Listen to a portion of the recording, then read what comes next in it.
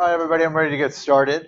So welcome back. Welcome back to the first of the last 6 classes, the last 3 weeks of class. We're finally very close to the end here, but I know that all of you have a lot of stuff that is coming up as far as like assignments and exams and all this stuff. So it's certainly, like I mentioned before, and I'll keep mentioning, it's not the time to kind of let the foot off the gas. It's definitely the time to put everything you have into this process.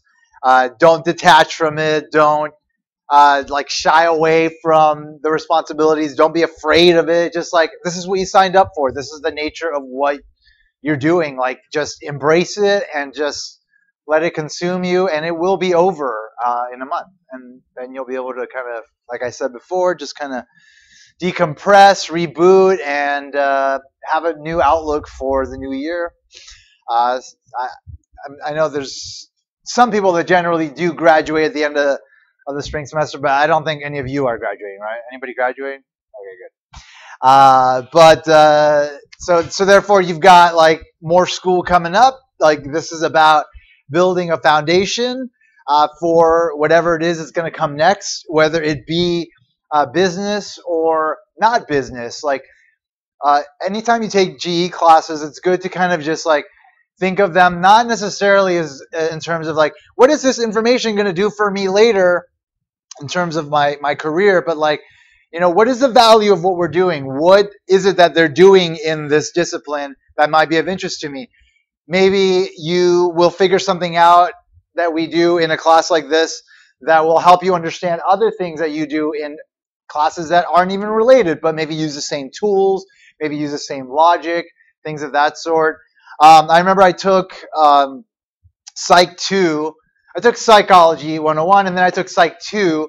And I wasn't going to be a Psych major, but I was like, whatever. I had to take GE, so I took Psych 2. Psych 2 is like physiological, the physiology of the brain, and it was like really complicated, really hard class. But I really put everything I had into that class, and like the information I learned in that class has like been so valuable to me just up until this point, and it will likely be that valuable to me throughout my entire life. Like, I really get like how my brain is connected to my body, like how my consciousness results from that. Like, I always kind of like think back to that information, and like it really helps me to kind of have a clear view of like have like the way that my body and my mind react to like experience, and like how memory plays into it, and like the chemical like there's a lot of information that like I'm never going to use in my profession that I really spent a lot of time learning in that class that gave me a lot of value in the future. So no matter what it is that you're taking, regardless of why it is you might be taking it, like just try to have an interest in it. Like you never know, like the information may serve a greater purpose in your life, if even just to provide you like basic intuition about some aspect of your life that you otherwise would not really understand that well. The more you understand about life, the less uncertainty you have about the nature of our reality, the nature of our world, the nature of our history. The more confident you are as a person, the more sort of empowered you are within this world to be able to function the best way possible within it. So don't just like kind of take a back seat to this process and just kind of like be like the zombie student, just like kind of floating from one class to the next and not really trying to learn anything, because it is a value. It is a value for you to actually try to learn this stuff. You know, you never know when you might need it. You never know when you might need it. All right, so as far as the actual class goes, we are continuing on with Chapter 13. Today we will finish Chapter 13, and then we will start Chapter 14. Chapter 13, as we've been covering, deals with the case of a monopoly, where you have a market that has only one firm selling within it. Other firms aren't able to sell in that market, so that one firm has complete market power, the ability to set their prices however they choose. And of course, they do choose to set their prices above their marginal cost, which is not what we see in perfectly competitive markets, the polar opposite case of how competitive a market can be, where the firms set their price equal to marginal cost. and they end up earning zero economic profit in the long run.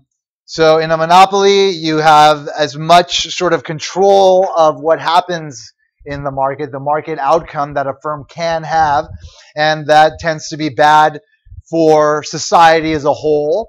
As we saw, there is deadweight loss as a result of a monopolist. They limit the amount of transactions that occur in order to raise the price above marginal cost. And so that causes a loss in consumer and producer surplus, which is a loss to society. As far as the monopolist goes, the firm itself, it does capture some of that surplus as profit, and therefore it does benefit them. So, I mean, there is a little bit of a sort of balancing there, but still, it can be sort of problematic for society for there to be this much power of just one firm in an industry, which is why we have fail-safes put in place to control for markets even becoming monopolies. But if, as we talked about last time, you have the conditions for a natural monopoly where it makes sense for there to be only one firm operating, then under those circumstances, the government will be regulating it and will be establishing some sort of controls that will lead to better outcomes for markets, ultimately better outcomes for society. So we'll just briefly kind of go over the stuff we covered already in the chapter, and then we'll talk about the last section of the chapter, which deals with price discrimination, which is the ability of firms that have market power to charge different prices to different consumers. And even though this is the most extreme case, it doesn't just fall within the power of a monopoly to do so. We're going to talk about a couple of other cases of the in-between market cases that land between the most extreme competitive case, perfect competition, the least extreme competitive case, monopoly, which is monopolistic competition and oligopoly, in the next two chapters. And those firms also have market power, and they can also price discriminate. So the stuff we'll talk about today will be relevant to not just a monopoly. But again, it is something that is done if you have market power, which means you cannot be in a perfectly competitive market. So that's what we'll talk about today. And then we'll jump into chapter 14, start talking about the case of oligopoly, which is the next worst, next best case to a monopoly, where it's close to that sort of extreme, where, again, you have the one firm dominating. But what's better about it is that there's some competition. There's some competition amongst some firms that have large market shares that basically share the market. And that creates complications for the market and for the way these firms approach the market. In perfect competition and monopoly, these firms, they basically just look at their own cost conditions in relation to demand conditions, and they're able to set their prices, set their output, figure out their profit. But with oligopoly, it's a little bit different because they share the market with a few firms, and if they work together, they could profit from a market the way a monopolist does. And that is something, of course, the firms want to do. But they're also competing against each other. And so getting to the kind of agreements that would allow that kind of result is complicated. If they're not able to reach those kind of agreements, they still, because they share the market with only a few firms, and basically have like the demand in the market be shared amongst them, then if anybody makes a decision of, like, let's say, wanting to lower their price and increase output, then everybody needs to take that into consideration because there's only a few firms in the market and they share the demand. So that moves the entire market along the demand curve. And so if one firm is increasing their output, the other firm needs to also increase their output and lower their price. And so there's this interdependence in decision making, which makes the situation a little bit more complicated. And so we have tools to analyze that kind of interdependent decision making. One of them is called game theory. And we'll slightly introduce game theory in this chapter to you. It's definitely a more complicated approach than what you'll see here, but it'll allow us to sort of get the basic insights that we can gain from that approach. in analyzing this more complicated market setting, which is the market setting that a lot of firms wind up operating in. In fact, most markets that you likely buy from will be oligopolies. Most firms that if you wind up going into business, if you wind up working for, will be part of an oligopolistic industry. And so it is the most common case. It is the most complicated case for the firms to maneuver in order for them to get the most out of it. And so that's why we need more complicated tools to understand. So that's where the models become a little bit more complicated. If you go into the higher level classes, you'll see the even more complicated approaches we take to try to get the best insights into how best to maneuver these markets and into what kind of outcomes could result given different conditions. So today we'll basically just slightly introduce the oligopoly, talk about the prevalence, how it is the most common market that firms find themselves in, and then we'll start to talk about sort of the complexity of the logic that underlies the interactions, which again complicates the analysis. All right, so previously, chapter 13, Monopoly. But before that, are there any questions you want me to talk about? Anything that's on your mind with respect to the class?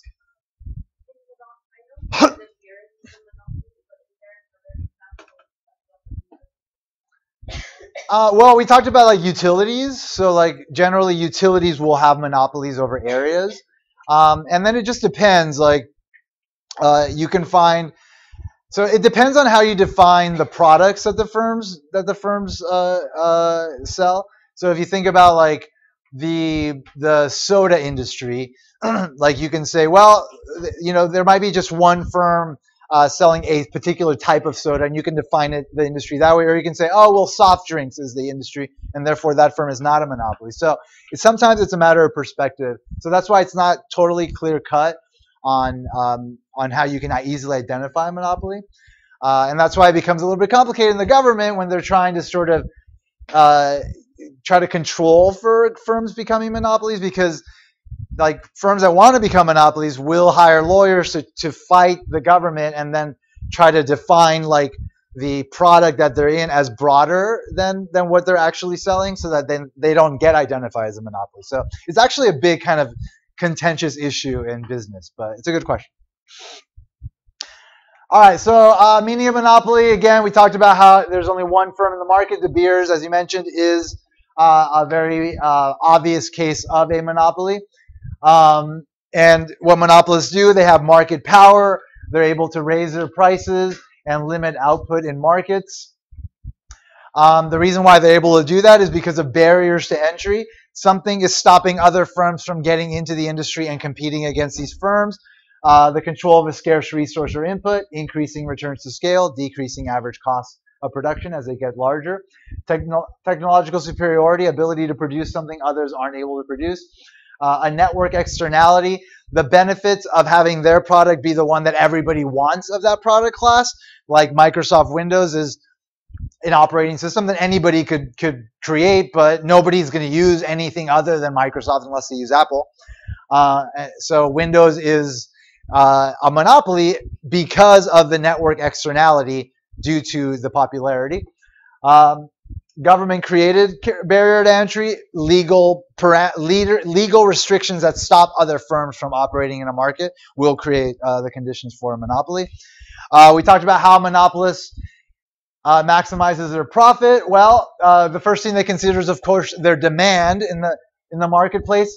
Unlike a perfectly competitive firm that faces a perfectly elastic flat demand curve at the equilibrium price in the market, the monopolist faces the downward sloping demand curve. That means that if they want to increase output, they need to lower the price, because even though they can sell as much as they want, they are beholden to how much people are willing to pay for what they're selling.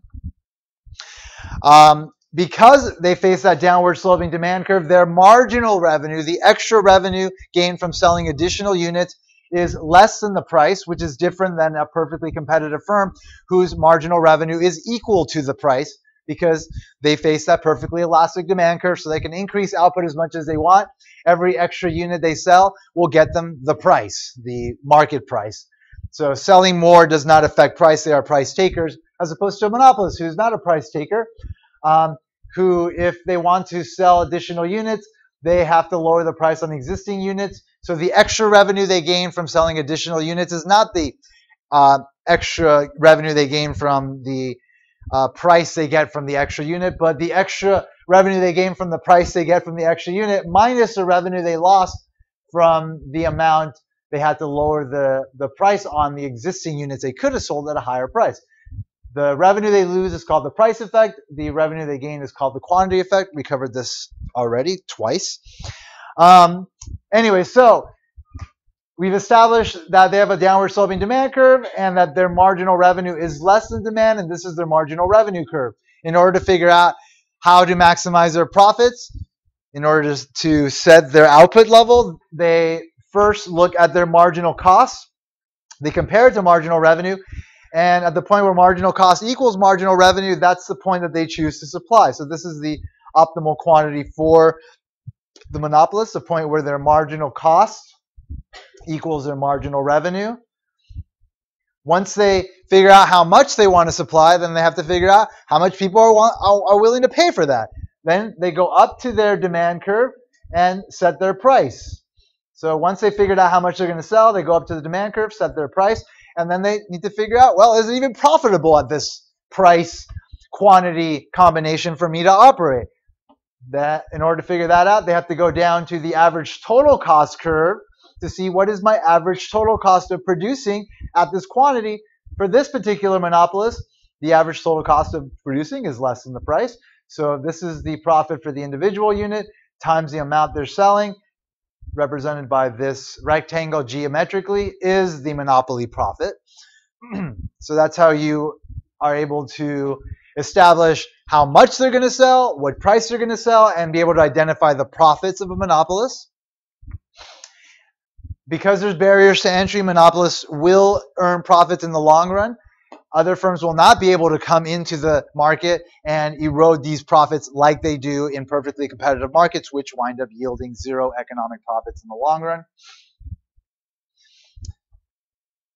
All right, then we talked about monopoly and public policy. So this is a consumer surplus under perfect competition. Again, it represents the most efficient outcome in the market. The most efficient outcome is represented by the fact that producer and consumer surplus are at their maximum. For a monopolist, it is different. They are able to limit the amount of output. So here's a marginal cost. Here's their marginal revenue. They set their output level at the point where marginal cost equals marginal revenue. Price at that quantity. This is their profit. This is the consumer surplus, the area above the price being charged and below the demand curve.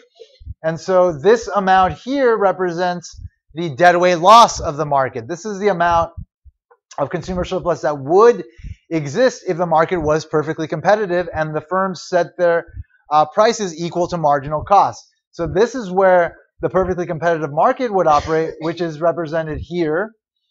And so all these transactions don't happen, so all these consumers don't get consumer surplus, and that doesn't go anywhere, and so then that becomes deadweight loss.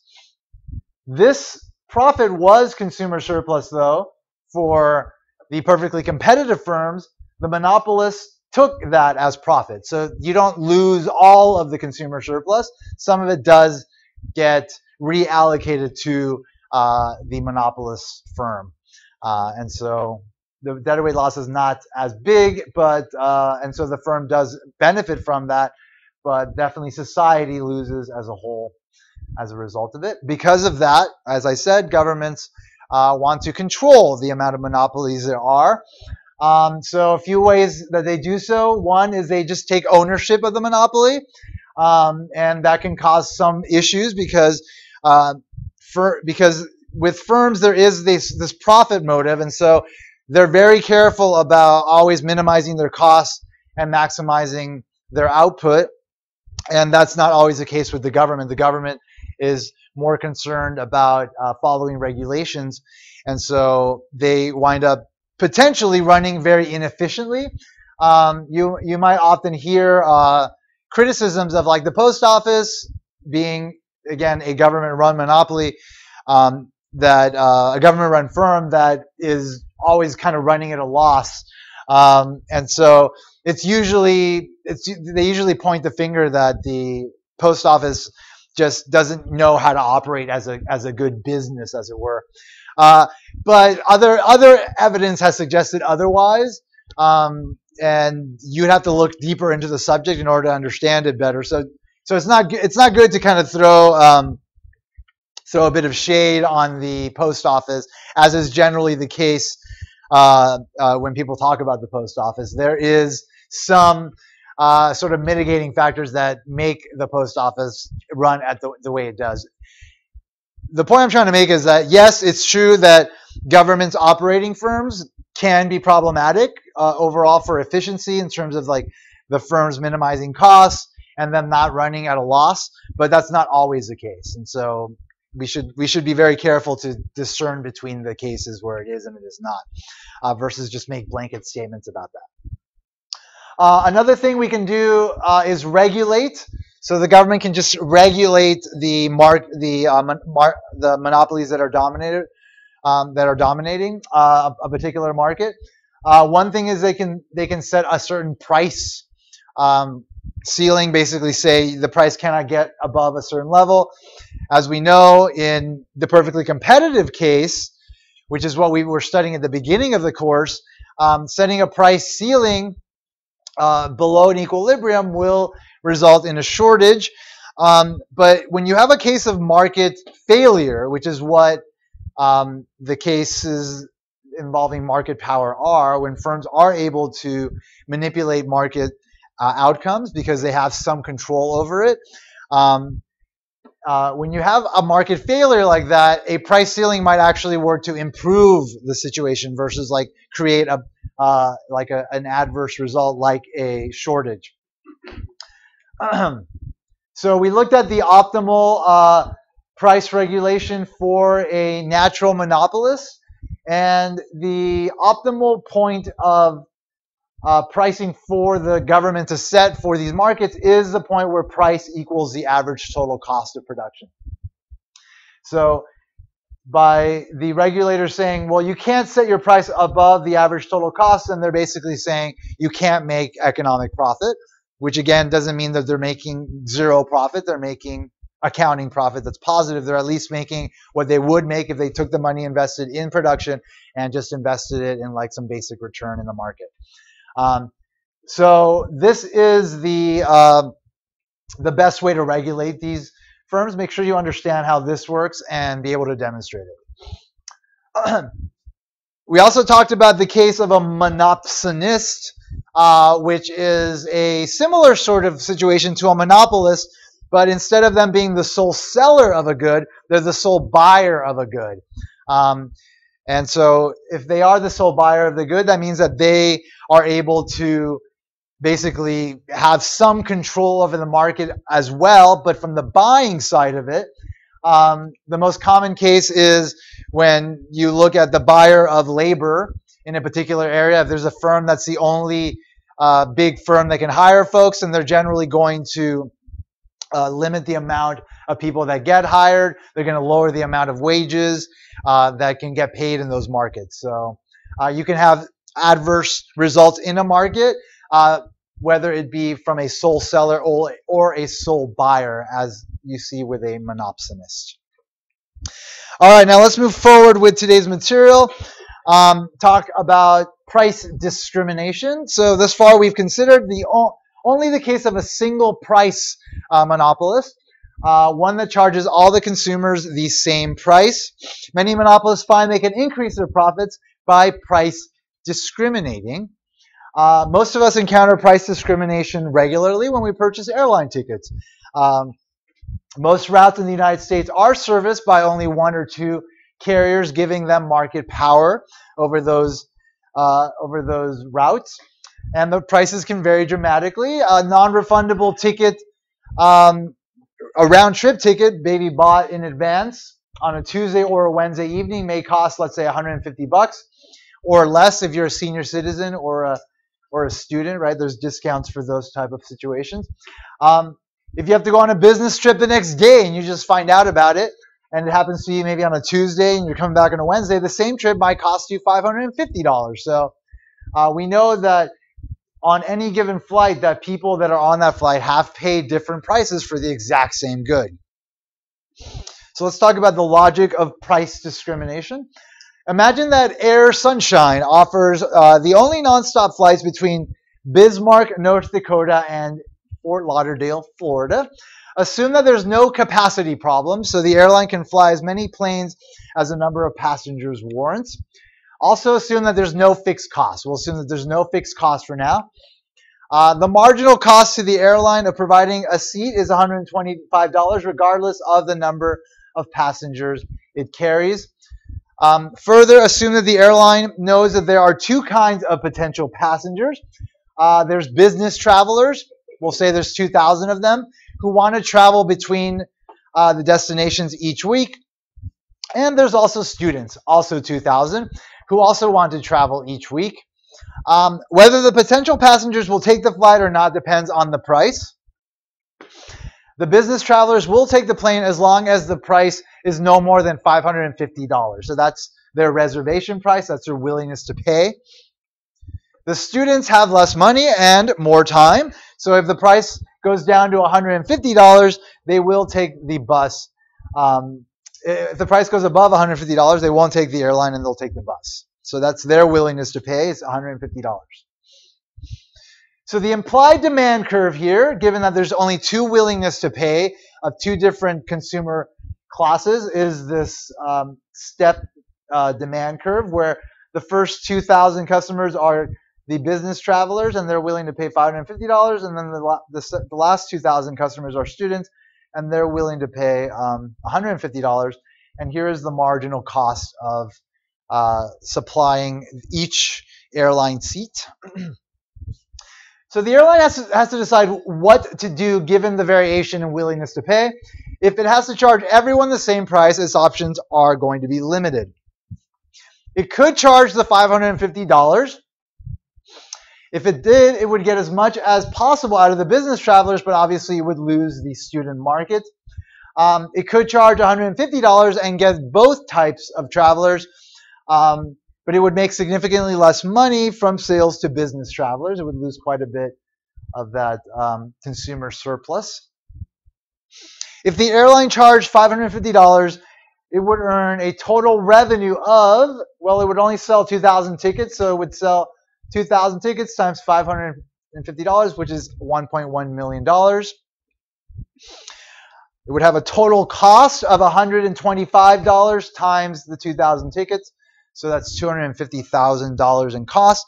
So its profit, the difference between total revenue and total cost, would be equal to the 1.1 million minus the 250,000, which is equal to 850,000. So those would be the profits, and they're represented by this rectangle here. Again, they're only selling those 2,000, and again, it's the difference between what they're charging and their cost times the amount that they are selling. Let's say the airline chose instead to sell the tickets for $150 to be able to include the students. So if it charged $150 instead of the $550, then in that case, it would sell the 4,000 tickets. It would sell the 2,000 to the business travelers and 2,000 to the students. So it would sell 4,000 tickets times $150, which is $600,000. So that's its total revenue. Its total cost is the 4,000 times the 125. So it would make $500,000. It would incur $500,000 in costs, and its profit, the difference between the revenue and the cost, is equal to $100,000. So we see that the profit is significantly less there from the $850,000 it could make if it only sold tickets to the business travelers at their willingness to pay, at their reservation price. And that is represented by this sliver here, this like dark green rectangle. So again, the difference between the price being charged, $150, and their cost of producing, their marginal cost is equal to their average cost when there's no fixed cost, times 4,000. So that's how we get that graphical representation of those profits, $100,000. Yeah, if they charge everybody the same price of $150 in order to be able to include the students whose willingness to pay is only $150. So what the airline would like to do, though, is to charge the business travelers the full $550, but offer $150 tickets to students. In that case, the profits from sales to the business travelers would be the $850,000. If the airline must charge everyone the same price, charging the higher price is more profitable. So this is obviously the better option. If the airline could sell those extra 2,000 tickets to students, it would then make an additional 2,000 times 150, which is 300,000. Minus the cost of 2,000 times 125, which is 250,000. So their profit would be an extra, obviously, $50,000 there. So if they could price discriminate and charge both groups their willingness to pay, then they could wind up making $50,000 extra dollars in profits. All right, so that's like the logic of price discrimination, how it works, why they want to do it. Because essentially, by doing so, they are able to capture consumer surplus. If we go back to the last example, where they charged everybody the $150, this represents the consumer surplus in the market. This is the amount of consumer surplus that the business travelers get to enjoy as a result of having only to pay $150 for something they're willing to pay $550 for. Each one has a consumer surplus of $400. The point of price discrimination is to try to capture as much of that consumer surplus as possible as profit. All right. All right, let's talk about the relation between price discrimination and elasticity, which is ultimately how firms wind up sort of differentiating groups based on their elasticity. Remember, price elasticity of demand represents how sensitive consumers are to changes in price. It's the percent change in quantity demanded over the percent change in price. If the percent change in quantity demanded is greater than the percent change in price, then the elasticity will be greater than 1. And we say that price will be elastic. People are very sensitive to price changes. If the percent change in quantity demanded is equal to the percent change in price, then we say that price is unit elastic. And if the quantity demanded percent change is less than the percent change in the price, that means that people are not very sensitive to changes in price, which means that demand is price inelastic. All right, so a more realistic description of the demand that airlines face would distinguish between the groups on the basis of their sensitivity to price, the price elasticity of demand. Suppose that a company sells its product to two easily identifiable groups of people, like, let's say, going back to the example of business travelers and students. Business travelers are very insensitive to price. They have money. They have business meetings they have to get to. They will pay whatever they have to pay to go on their flights. So if the airline raises their prices, they will pay. So they are not sensitive. They are price inelastic when it comes to airline prices. Obviously, students are more flexible, and students tend to be more price elastic when it comes to airlines prices. You will be willing to take alternative forms of travel. You will be willing to put off your travel until it becomes cheaper. So under this situation, the company should charge business travelers with their low price elasticity of demand a higher price than it charges students with their high price elasticity of demand. So the higher the elasticity is, obviously the lower they can charge, and so that's a good sort of way for them to gauge how much they should be charging whom. The actual situation of airlines is very much like this in the hypothetical example. All right, so let's talk about the case of perfect price discrimination. So this is the case where the firms are able to figure out exactly how much every single group is willing to pay and actually charge them that. So returning to the example of business travelers and students, if the airline could distinguish between the two groups of customers in order to charge each a different price, then they would, of course, charge the business travelers the $550 and the students the $150, and they would make those $900,000 in profits. In this case, the consumers do not get any consumer surplus. The entire surplus is captured by the monopolist in the form of profit. So again, that's the case of price discrimination when a monopolist is able to capture the entire surplus. They're able to charge every single person their willingness to pay. The case of perfect price discrimination is a rare one to find in practice. One way that it depends on the type of market that firms operate in, that will allow them to either be able to maybe engage in a perfect price discrimination scheme. So there's like cases like if you think about like car salesmen. So when you're talking about like new cars, you'll get to the car lot, there'll be a price on there, and generally they'll place the price pretty high. And the reason is because they want you to bid them down to the price that you're willing to pay. And so by them setting the price very high, they get you to reveal your willingness to pay. You pay your willingness to pay, and they capture your consumer surplus versus just setting a market price that would result in consumer surplus. So that's one way. Doctors and lawyers do that too. Usually when the prices aren't obviously fixed in a transaction, and they can be sort of haggled with, you're going to get that kind of approach where firms do try to sort of capture as much surplus as possible. And so that is probably the closest case you'll find to perfect price discrimination in practice, because ultimately it's very difficult to be able to figure out exactly what everybody's willing to pay, every individual, and actually charge them that. So in general, the greater the number of different prices a monopolist is able to charge, the closer it can get to perfect price discrimination. And that's ultimately what winds up happening more commonly with price discrimination, is that they'll do a couple of schemes. One is to set a menu of prices. So like they'll say, well, if you buy, this many units, well, you can buy them for this amount, or if you buy more, you can pay a lower price. So let's say they set a high price and a low price. So when they have two prices, then they are able to capture some of the surplus, just not all of the surplus. So for the high price buyers, the people that will buy at the higher price and buy less, they will have some consumer surplus there.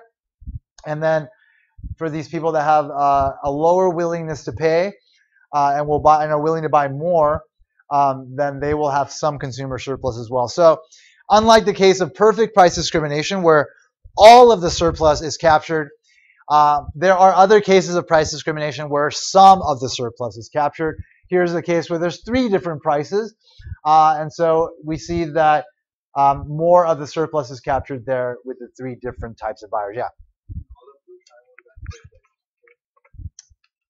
The deadweight loss is going to be the amount of transactions that don't occur. These are the consumer surplus.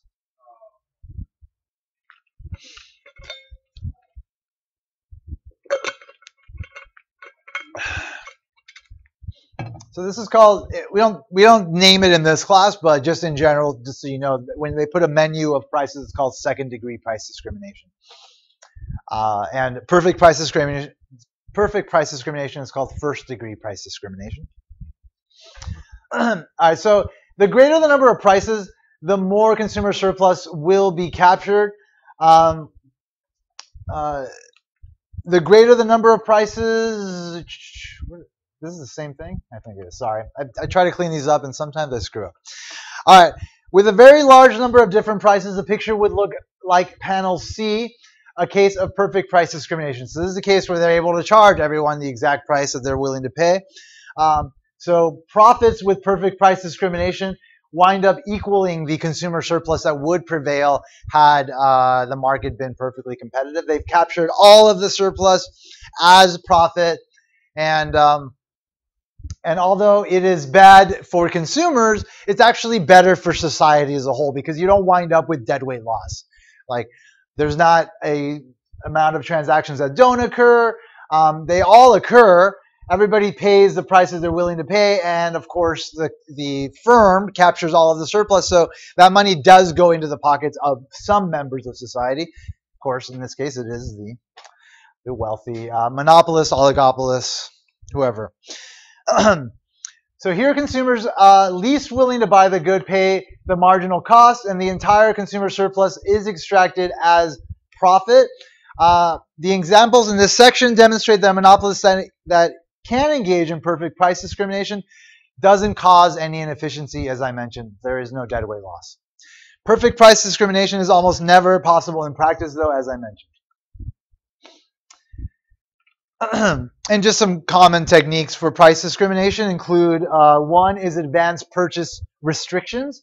So prices are lower for those who purchase well in advance, or in some cases, for those who purchase in the last minute. So like we talked about with the airlines, if you buy them in advance, you'll get a lower price versus buying it later on, maybe right before the flight. So this separates those who are likely to shop for better prices from those who won't. There's volume discounts as well, as I mentioned. With the menu of prices, people that are willing to buy more get a lower price. And then another common scheme that's used to price discriminate is the two-part tariff scheme. With a two-part tariff, a customer pays a flat fee up front and then a per-unit fee on each item purchased. So Costco is a way of Costco and these other type of clubs where you have to pay a membership fee every year to be able to shop there. Essentially, that's their way of capturing the surplus, at least the surplus that they are able to sort of calculate based on an average demand of all their goods. So that's sort of how they come up with that number that they charge their members every year. And again, it is meant to capture some of that surplus. So they will charge that fixed fee at the beginning of the year or whatever, and then they'll charge lower for each individual unit than they normally would, which makes it seem more appealing to customers. All right, so that's price discrimination. As I mentioned, it's not specific to monopolists. It's specific to firms that have market power. And firms that have market power operate in all markets that aren't perfectly competitive. So again, that's the case that we talked about right before the second exam. And now we looked at monopoly, which is the extreme other end of the competitive spectrum. And now we're going to start moving into the more common in-between cases, starting with oligopoly. So let's talk about the prevalence of oligopoly. So an industry with only a few sellers is known as an oligopoly. A firm in such an industry is known as an oligopolist.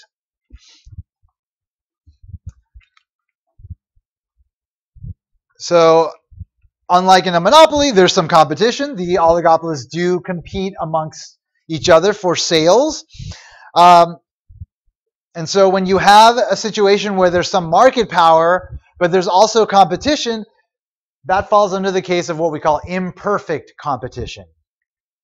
So economists refer to a situation in which firms compete but also possess market power, which enables them to affect market prices, as imperfect competition.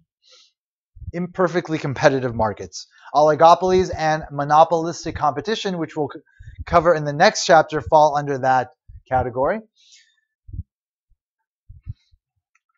Oligopoly is the more important one in practice because, again, it is the more prevalent case. It's the one that most industries will have sort of as their nature. All right, so many familiar goods and services are supplied by only a few competing sellers, which means the industries are oligopolies.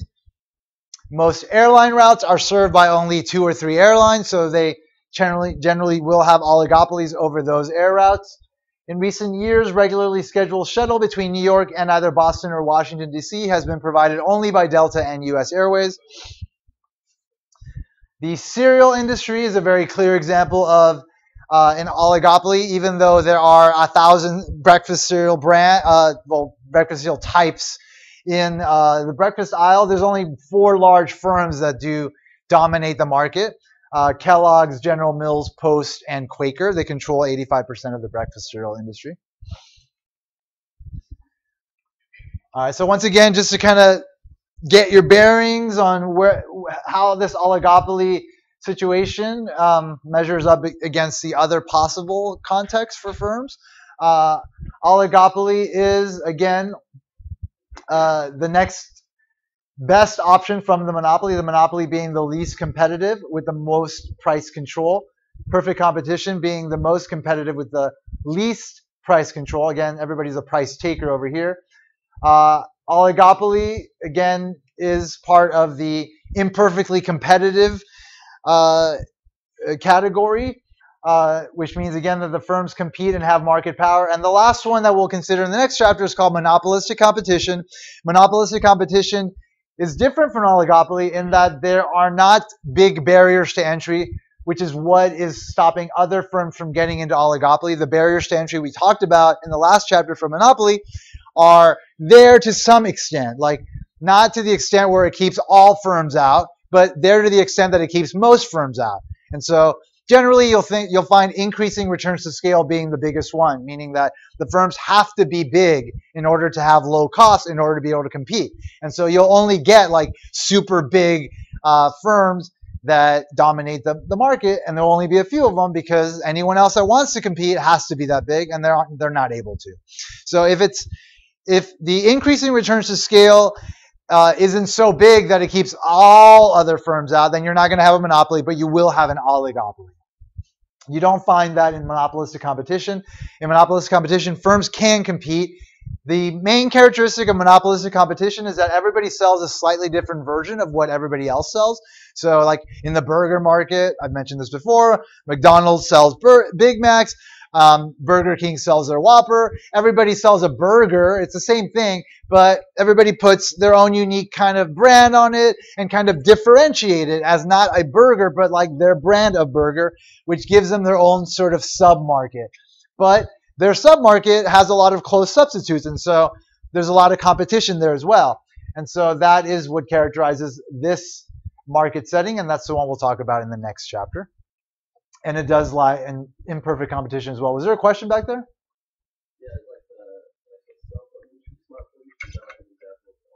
Yeah, definitely.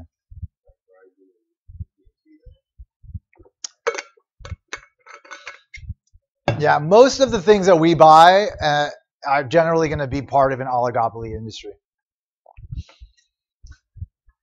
All right.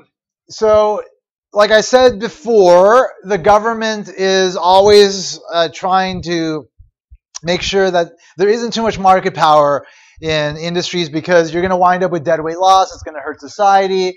We're going to wind up paying more. Not enough people are going to be able to buy the things they want to buy. And so the Justice Department and the Federal Trade Commission are the two departments that monitor how concentrated the industries become. And when we say concentrated, we're talking about how large the market shares are. And if you have like 4 firms and they, comprise 85% of the profits, their market share collectively is 85%. So the Federal Trade Commission and the Justice Department, whenever firms want to merge, will analyze the situation, and they'll use different numbers to sort of gauge how competitive a market is now versus what it'll be once the firms merge. And they have certain guidelines that establish if the number's too big, then they should stop the merge. It's a little bit more complicated than that, but that's like the basic ideas that underlie it. So one of the things that they use is called the Herfindahl-Hirschman Index, and it's a way to figure out like how the market is being structured in terms of competition, which we call market structure. The Herfindahl-Hirschman Index for an industry is the sum of the squares of each firm's share of market shares, of market sales. So if you have 3 firms, and let's say there's one firm that has 60% of the market share and one that has 25% and one that has 15%, then the Herfindahl-Hirschman Index is going to be the sum of the squares of those. So it's going to equal 60 squared plus 25 squared plus 15 squared, which is equal to 4,450. Make sure you can calculate this. Make sure you can calculate using the Herfindahl-Hirschman Index. So again, just taking the market shares of each firm, squaring them, it's going to get us a number, and that's the Herfindahl-Hirschman index. So these are the Justice Department guidelines. A Herfindahl-Hirschman index of less than 1,000 indicates a strongly competitive market. Herfindahl-Hirschman index of 1,000 to 1,800 indicates a somewhat competitive market. Above 1,800 indicates an oligopoly. So 1,000 would be like a perfectly competitive market. This would probably be like a monopolistically competitive market, and then this would be obviously oligopoly and eventually get to monopoly. If the Herfindahl-Hirschman index is above 1,000, a merger that results in a significant increase in the Herfindahl-Hirschman index will receive a special scrutiny and is likely to be disallowed. So here's some Herfindahl-Hirschman indexes for some of the industries that we all take part in. PC microprocessor, Intel, AMD, 6,000, so very concentrated there, definitely an oligopoly. Aircraft, 5,000, we know that's an oligopoly. Operating systems, Windows, Mac OS, and Linux. We know that Windows is essentially a monopoly over the operating system for PCs. They're not competing against Linux because Linux is free, and most people don't use Linux. They don't experience that network externality that Microsoft does. But there is you could say that Windows and Mac are competitors, but really they're not, because Mac is like their own thing. They're not an operating system. They're an entire system. And so it's different than having PC manufacturers that use Windows as their operating system. But nonetheless, the operating system market is very concentrated. Smartphones, again, like you mentioned, Android, Apple, very high Herfindahl-Hirschman index. Warehouse stores, Costco, Sam's Club, high Herfindahl-Hirschman index. Game consoles, Nintendo, Xbox, PlayStation. Cell phone carriers, Verizon, AT&T, Sprint. Tablets, Apple, Samsung, Amazon, 23. Diamonds, De Beers, Alrosa, Rio Tinto, 2029. So with De Beers, they were a monopoly and they are a monopoly. It just depends on how you look at it, whether you're looking at it internationally or domestically. So that's another sort of complication that can kind of redefine the industry definition, whether it is that you're talking about like a regional market versus a more global market. Automobiles tend to be a little bit more competitive, the automobile industry, which is a good thing. That's why we do have reasonably priced automobiles. But we see that overall, like the trend is oligopoly essentially for most of these industries that we buy things in. It's just the way that the world works. Like firms want to make more money. They're constantly pushing to concentrate their market power. But you know, we do have our checks and balances that try to, you know, kind of maintain the efficiency of markets, keep prices low. But you know, there are times like right now we have the new administration that put somebody into the Federal Trade Commission that wants mergers, that likes mergers, and so they're not gonna stop mergers. Like they're gonna try to basically sabotage the agency so as to allow firms to get bigger. So we'll see over the next few years a lot more market power getting concentrated, a lot of firms getting to merge and become bigger, and we'll see prices going up as a result. And also wages wind up being suppressed as a result as well, because again, they do wind up having some monopsony power when the firms get bigger, because they become one of the sole buyers of labor in those industries. So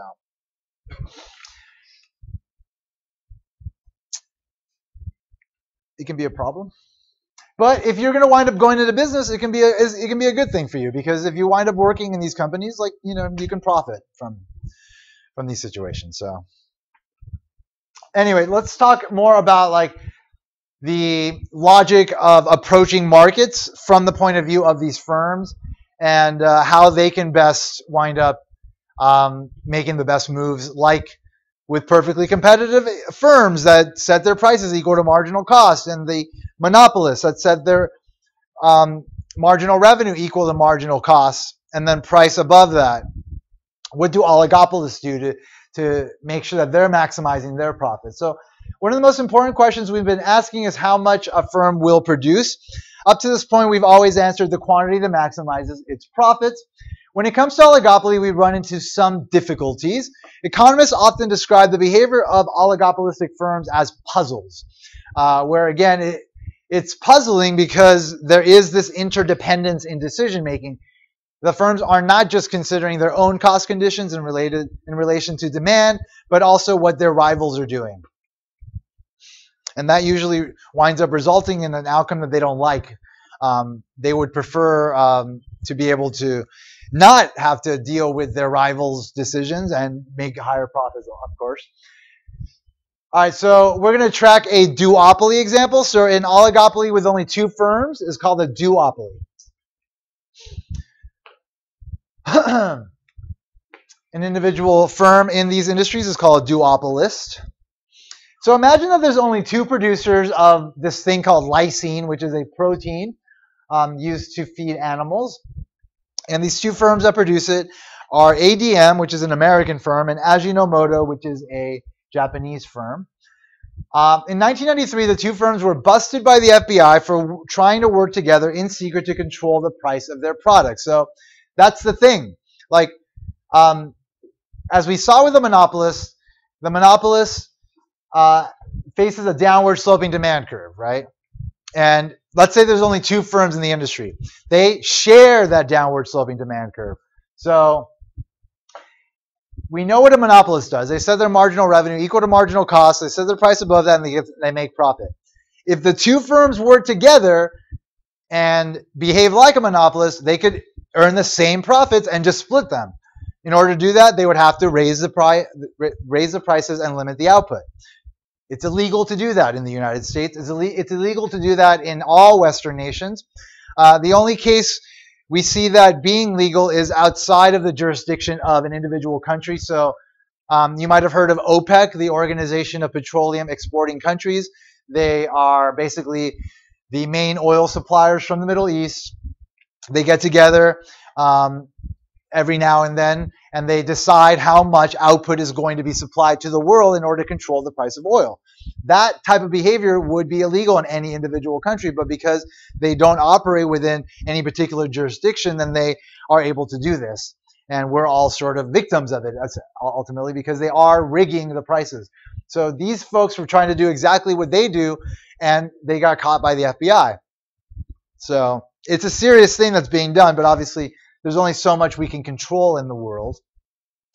So these two firms in 1993, they tried to do the same thing, get together, decide we're going to lower the amount of output, we're going to raise prices, we're going to divide up our monopoly profits and make more money than we would if we had to just compete against each other. It turned out that the boardroom where they had the meeting was bugged and everything was recorded. The FBI busted them. A lot of folks went to prison. And this is not something that happens a lot, but it happens enough. You know, it happens enough where like firms are trying to get these agreements done, and sometimes they get caught, but oftentimes they don't. So suppose that once a company has incurred the fixed costs needed to produce lysine, the marginal cost of producing another pound is zero. So that's what we're going to assume here. We're going to assume that they have a marginal cost of zero, just to keep the analysis simple.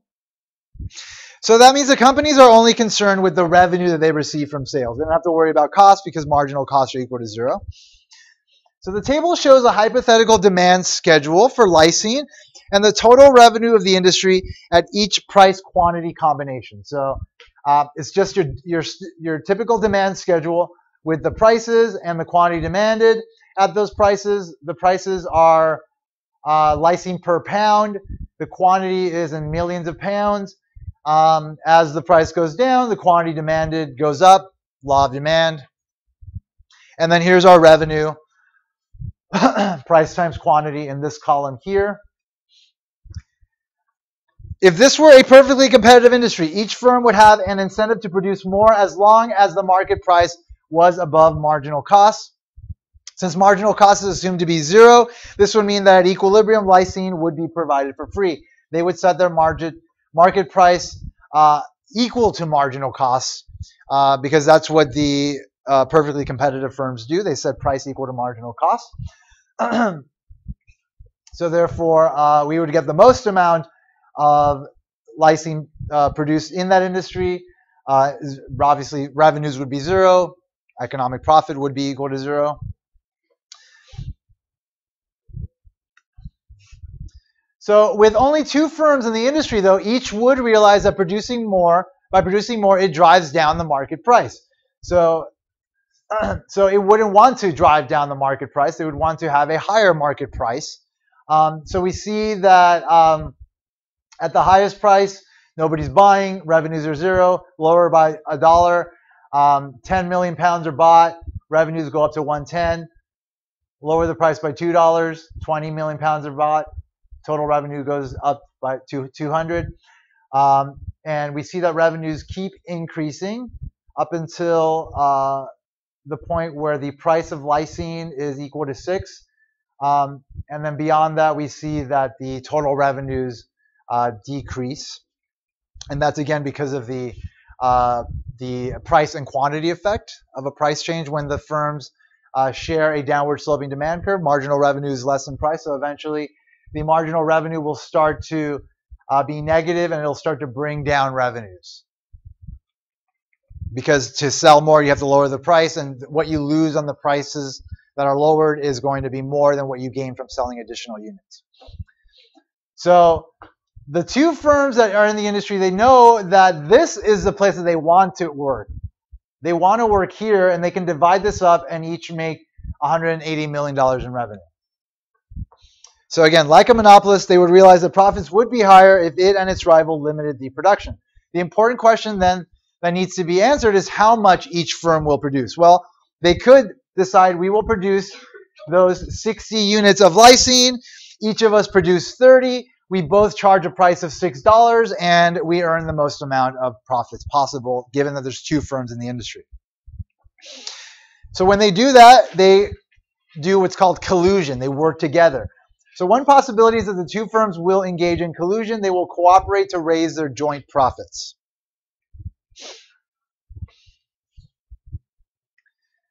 The strongest form of collusion is a cartel, an arrangement between producers that determines how much each is allowed to produce. So OPEC is a cartel. Organization of Petroleum Exporting Countries is a cartel over oil production. All right, cartels amongst firms are illegal in the United States and many other jurisdictions, as I mentioned. But let's ignore the law for a moment, as those 2 firms did. Suppose that ADM and Ajinomoto were to form a cartel, and that this cartel decided to act as if it were a monopolist, maximizing total industry profits. So again, this is where they would want to operate. The only question they would need to answer is how much of the 60 million pounds each firm gets to produce. So again, a fair solution might be for each firm to produce the 30 million pounds, and again, for their revenues to be 180 million each. Each of the firms would have an incentive, though, to break its word and produce more than the agreed upon quantity. And that's where the puzzle comes in. Because, again, the firms want to operate here. They want to collude, but it's illegal to do so. In order for them to do that, they have to do it illegally. But if they do it, there's no way to enforce it. There's no way to enforce the agreements. They can't go to court and say, hey, well, they cheated on the agreement. So basically, each firm has an incentive to, even though they agree to do this, each firm has an incentive to charge a lower price and supply more. So if one of the 2 firms charged $5 instead of the $6, and instead of producing the 30, produced 70, they would earn the $350 million in revenues, because this firm would not sell any, because they would be competing against somebody that's selling them less. So there is an incentive for the firms to cheat on these collusive agreements that they want to form, and they do try to form, and sometimes they do form. So that's the puzzle of this whole thing. That's why it's more complicated in oligopoly, because again, oligopolists, they're like any other firm trying to make the most money possible, trying to maximize their profits, and this is a way for them to maximize their profits, but they can't do it legally. And if they try to do it, they have an incentive to cheat on that agreement, which means that they will cheat on the agreement. And we're going to examine that a little bit more in the next class, but let me just finish up this section. Talking about collusion and competition. So suppose that the presidents of ADM and Ajinomoto were to agree that each would produce the 30 million pounds of lysine over the next year. To see why there's an incentive to cheat, consider what would happen if Ajinomoto honored its agreement, producing only 30 million pounds, but ADM ignored its promise and produced 40 million pounds. The increase in total output would drive the price down from $6 to $5. The industry's total revenue would fall from $360 to $350. ADM's revenue would rise from $180 to $200 million. Since we're assuming marginal cost of zero, this would mean a $20 million increase in ADM's profits. Ajinomoto's president will make exactly the same calculation. So not only does one firm have the incentive to do that, both firms have the incentive to do that. If both firms were to produce 40 million pounds of lysine, then the price would actually drop to $4 per pound. Each firm's profit would fall from 180 to 160 million. If everyone thinks that way, the result is that everyone earns a lower profit. So again, now you see why oligopoly presents a puzzle. There's only a small number of players making collusion a real possibility. The question is, will they engage in collusion, reaching and holding to an agreement that maximizes their combined profits? Or will they engage in non-cooperative behavior, with each firm acting in its own self-interest, even though this has the effect of driving down everybody's profits? So again, that's where the complexity comes into play.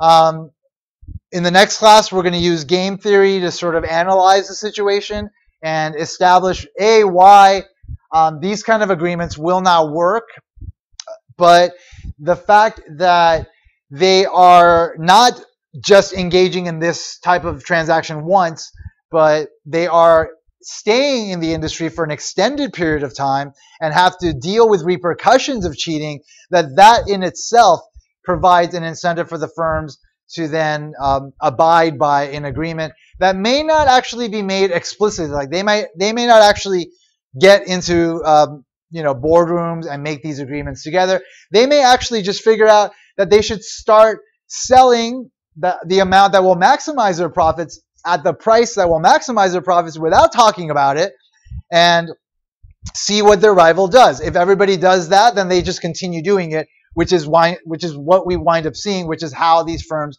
do wind up being able to charge these higher prices even when they have oligopolies. They just basically go on the assumption that everybody knows the situation they're in and nobody would compromise that by charging a lower price. So they don't even have to get into rooms and talk about it. They just kind of start acting the way they think everybody should act. But if somebody breaks that, then that's when those situations break down, and you'll see prices drop significantly in those markets. Anyway, we'll talk more about that in the next class. I'll see you guys on Thursday. I'll open up the homework for the Monopoly chapter. Have that one due on Sunday. Take care.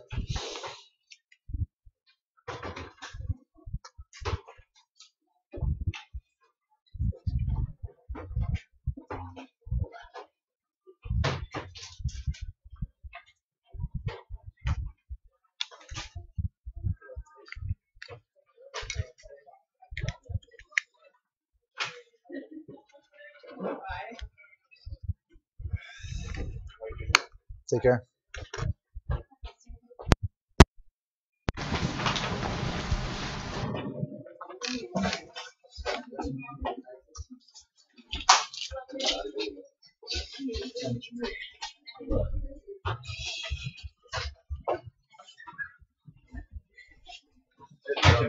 I have another quick question about all of that. Are you familiar with Luxottica? I've not heard of this. No? Okay, so they produce like 80% of glass is made. So would that make them a monopoly, or is it again based off of how you look at it? It's based on how you look at it, but it's probably an oligopoly. But the fact that they have 80% of the market means that they have enough control over it that you can analyze them like a monopolist, because they will have that much control over prices.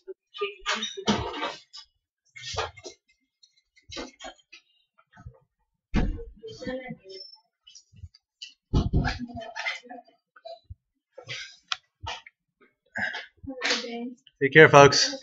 See ya.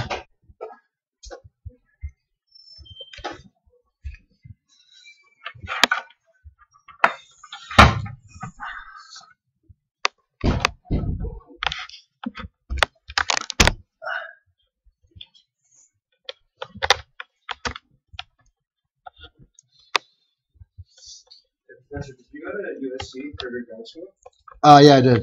How was that? Did you like it? Yeah, it was Oh, great. really? Yeah, I went for undergrad as well. Yeah, Oh, okay. yeah. Spent a lot of time there. Why do you ask? I was planning on going there, but I don't know. I'm trying to major in econ, Oh yeah.